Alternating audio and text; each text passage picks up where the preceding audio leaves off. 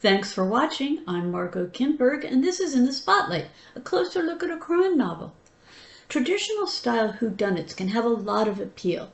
They invite the reader in, and they involve the reader by inviting the reader to match wits with the author. They also can build up suspense and tension.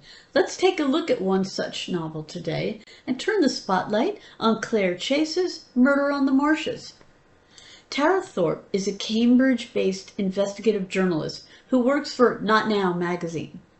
One day, she receives an unsettling package, a cloth doll and a note that says, "It was a warning. This is a warning." Shortly afterwards, her boss calls her to tell her that a body has been discovered in the Fellows Garden at St. Bede's College, Cambridge. The dead woman is Samantha Seabrook, professor of childhood inequality. Tara's assignment will be to do a write-up of the victim's life, a human interest story with lurid details if possible, and give a personal touch to the victim's life. In the meantime, Detective Inspector Garston Blake and his team begin their investigation of Samantha Seabrook's death.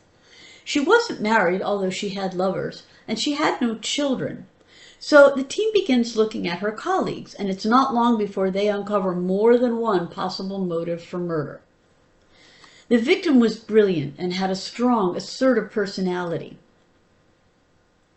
And although she could be irresistibly charming, not everyone appreciated her manner or the fact that she got quite far in her career in a very short time. Tara Thorpe is also investigating Samantha Seabrook's murder from a different angle, looking at her life and trying to work out how the warning she got could be related to the murder. So as you can imagine, she and Inspector Blake crossed paths a number of times. While neither entirely trusts the other, one's a cop and one's a journalist, they do share some information. Then there's another murder.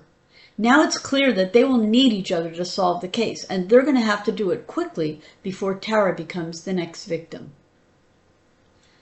So what are the elements in this novel? What holds it together and keeps it going? Well, as I said, it's a traditional style whodunit, where the focus is on the who and the why.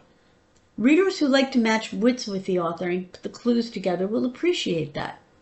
It's not exactly a happy story, but at the same time, it's not particularly gritty, and there's no explicitness or gore. It's also, in its way, an academic mystery. The victim and several of the suspects are all part of the Cambridge scene, so we get to see a bit of how academic life works there. We also get to see some of the professional jealousy, politics, and other things that undergraduates usually don't get to see. There's also a sense of the fens that surrounds Cambridge. The story is told from 2 points of view, both third person, past tense. One is Tara's, the other is Blake's. And we find out a bit about both people. Tara is recovering from a frightening set of encounters with a stalker. She's hoping it's all past her, but that's not necessarily so. Still, she's smart, has courage, and is determined. She's by no means a shrinking violet, and she knows how to get people to talk to her. She's a journalist. That's her job. Blake is struggling in his marriage because of his wife's infidelity, but he loves his daughter, Kitty, and he's not the stereotypical drunken detective who can't stay in a relationship.